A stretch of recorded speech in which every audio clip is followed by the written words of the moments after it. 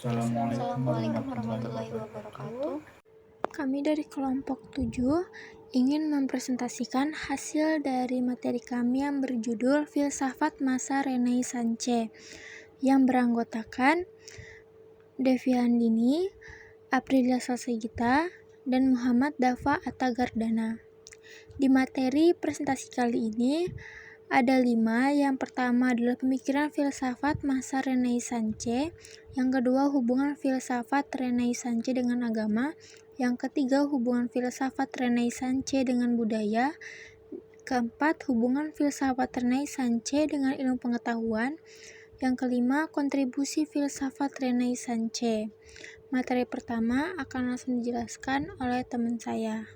Jadi, saya akan menerangkan materi yang pertama, yaitu pemikiran filsafat masa Renaissance.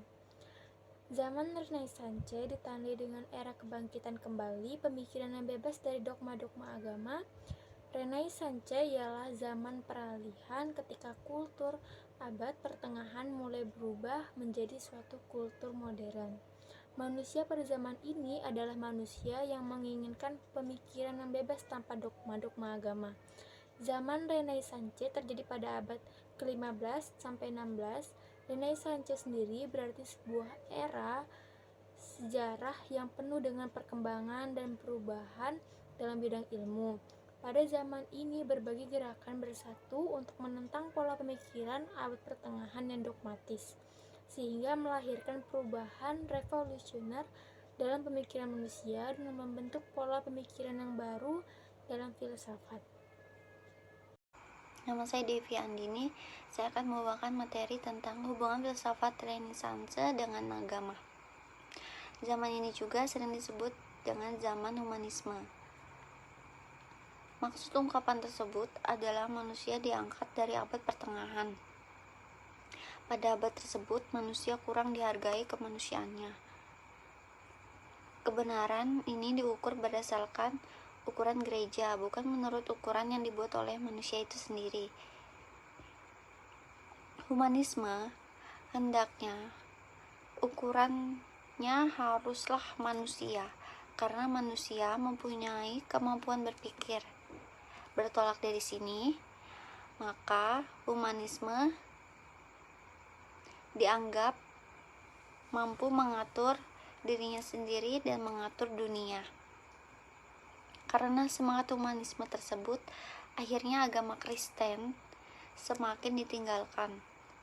Sementara pengetahuan rasional dan sains berkembang pesat, terpisah dari agama dan nilai-nilai spiritual. Saya akan membawakan satu materi lagi, hubungan filsafat Renaissance dengan budaya. Melalui seluruh kebudayaan barat, seolah dibangunkan dari tidurnya yang nyenyak. Pada abad pertengahan, manusia mulai mempelajari hakikat dari dan alam semesta sebagai pusat kekayaan. Pada periode yang bersekitaran antara abad 14 dan 16, manusia dianggap dirinya tidak lagi sebagai Victor Mundi atau orang yang berziarah di dunia ini, melainkan sebagai Faber Mundi atau orang yang menciptakan dunianya. 3 faktor yang mempercepat perkembangan baru pada masa Renaissance adalah 3 penemuan, yaitu 1. Museum, 2. Seni, 3. Seni cetak, dan 4. Kompas. Museum berarti runtuhnya kekuasaan fundamental, di mana senjata dapat dimiliki oleh kaum proletar.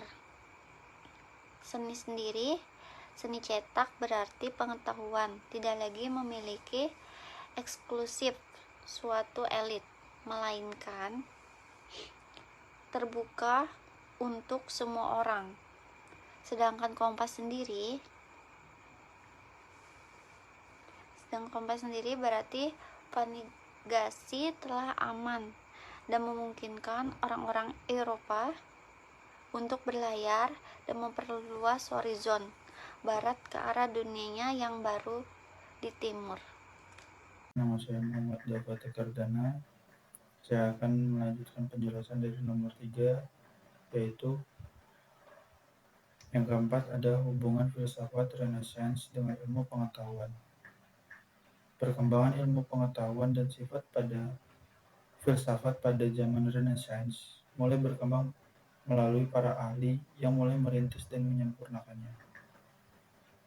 Pada pola pikir pada zaman ini sudah beralih dari yang hanya berlandaskan pada filsafat dan pengetahuan.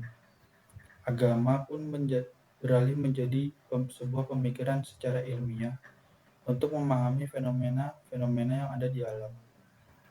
Para tokoh yang terlibat dalam perkembangan ilmu pengetahuan dan filsafat pada zaman ini yaitu Leonardo da Vinci,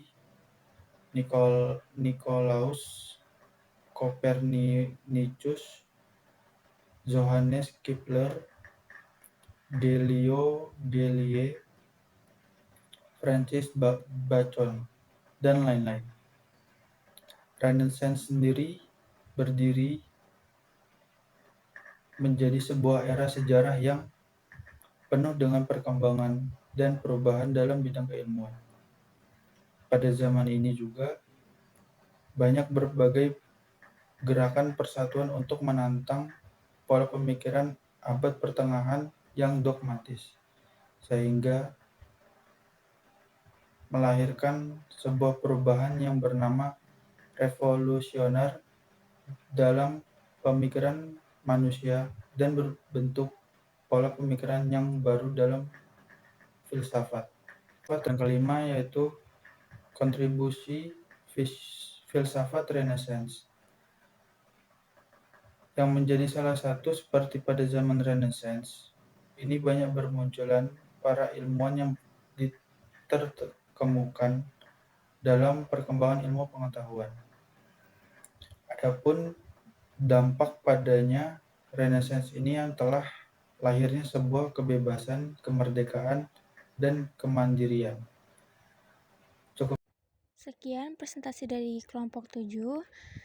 Kami semua memohon maaf bila ada kesalahan kata atau kekurangan dari materi kami.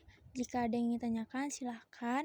Wabillahi taufiq wa hidayah. Wassalamualaikum warahmatullahi wabarakatuh.